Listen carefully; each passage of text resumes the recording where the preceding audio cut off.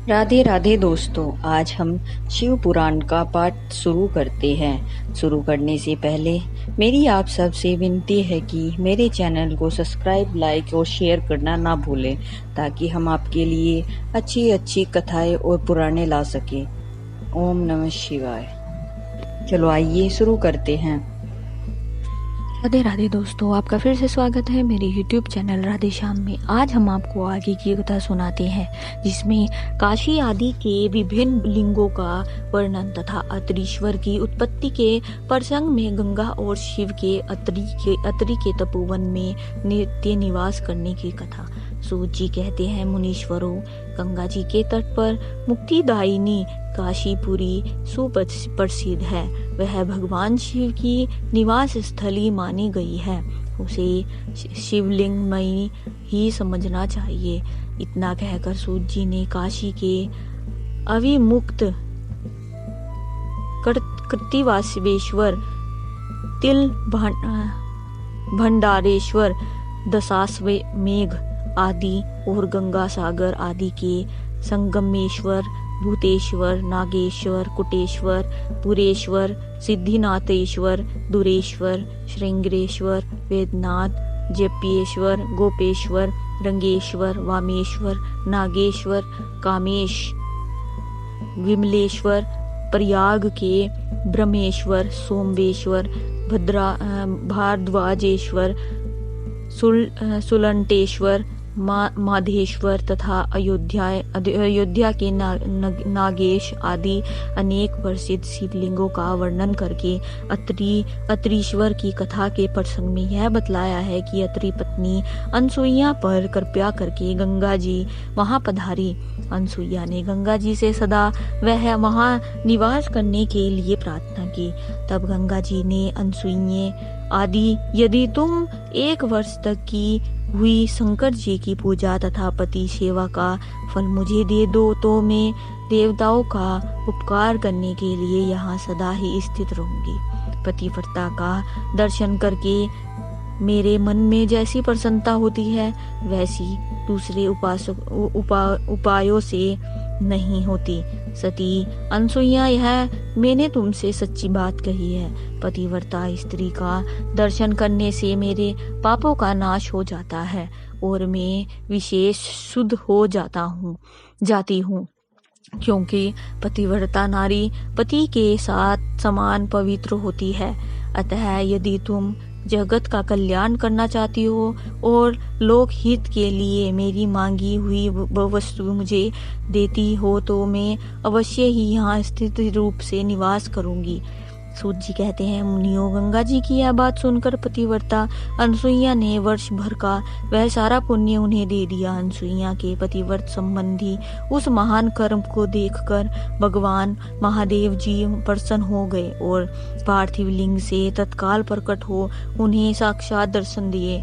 शंभु बोले, साध्वी अनसुईया, तुम्हारा यह कर्म देखकर मैं बहुत प्रसन्न हूँ। प्रिय पत्नी, पतिव्रते वर मांगो, क्योंकि तुम मुझे बहुत ही प्रिय हो। उस समय वे दोनों पति पत्नी अद्भुत सुंदर आकृति एवं पंचमुख आदि से युक्त भगवान शिव को वहां प्रकट हुआ देख बड़े विस्मित हुए। उन्होंने हाथ जोड़कर नमस्कार और स्तुति करके बड़े भक्ति भाव से भगवान शंकर का पूजन किया। फिर उन लोक कल्याणकारी शिव से कहा। ब्राह्मण दंपत्ति बोले, देवेश्वर, यदि आप प्रसन्न हैं और जगदम्बा गंगा भी प्रसन्न है, तो आप इस तपोवन में निवास कीजिए और समस्त लोगों के लिए सुखदायक हो जाइए। तब गंगा और शिव दोनों ही प्रसन्न हो उस स्थान पर जहाँ ऋषि शिरोमणि रहते थे प्रतिष्ठित हो गए। इन्हीं शिव का नाम महा अत्रीश्वर हुआ। ऋषि का पर भगवान शिव की कृपा एवं असुर से उनके धर्म की रक्षा करके उनके आश्रम में नंदीकेश नाम से निवास करना और वर्ष में 1 दिन गंगा का भी वहां आना। तदंतर श्री सूत जी ने जब बहुत से शिवलिंगों के कथा प्रसंग सुना दिए, तब ऋषियों ने पूछा, महामते सूत जी, वैशाख शुक्ल सप्तमी के दिन गंगा जी नर्मदा में कैसे आई? इनका विशेष रूप से वर्णन कीजिए। वहां महादेव जी का नाम नंदीकेश्वर और कैसे हुआ, इस बात को भी प्रसन्नता पूर्वक बताइए। सूत जी कहते हैं, महर्षियों, एक ब्राह्मणी थी जिसका नाम ऋषिका है। वह किसी ब्राह्मण की पुत्री थी और एक ब्राह्मण को ही विधि पूर्वक विहाई गई थी। पर यद्यपि वह द्विज पत्नी उत्तम व्रत का पालन करने वाली थी, तथापि अपने पूर्व जन्म के किसी अशुभ कर्म के प्रभाव से बाल वैधव्य को प्राप्त हो गई। तब वह ब्राह्मण पत्नी ब्रह्मचार्य व्रत के पालन में तत्पर हो पार्थिव पूजन पूर्वक अत्यंत कठोर तपस्या करने लगी। उस समय अवसर पाकर मूढ़ नाम के प्रसिद्ध एक दुष्ट और बलवान असुर ने, जो बड़ा मायावी था, काम बाण से पीड़ित होकर वहां गया। उस अत्यंत सुंदरी कामिनी को तपस्या करते देख वह असुर उसे नाना प्रकार के लोभ दिखाता हुआ उनके साथ संभोग की याचना करने लगा। मुनीश्वरों, परंतु उत्तम व्रत का पालन करने वाली तथा शिव के ध्यान में तत्पर रहने वाली वह साध्वी नारी काम भाव से उस पर दृष्टि न डाल सकी। तपस्या में लगी हुई वह ब्राह्मणी ने उस असुर का सम्मान नहीं किया, क्योंकि वह अत्यंत तपोनिष्ठ और शिव ध्यान परायण थी।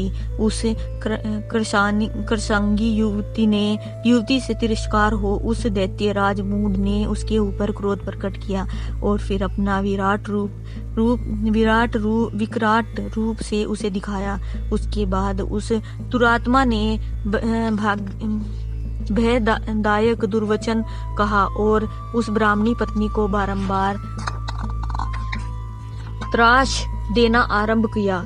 उस समय वह उनके भय से धरा उठी और अनेक बार स्नेह पूर्वक शिव शिव की पुकार करने लगी। उस तन्वी द्विज पत्नी ने भगवान शिव का पूर्णतया आश्रय ले रखा था।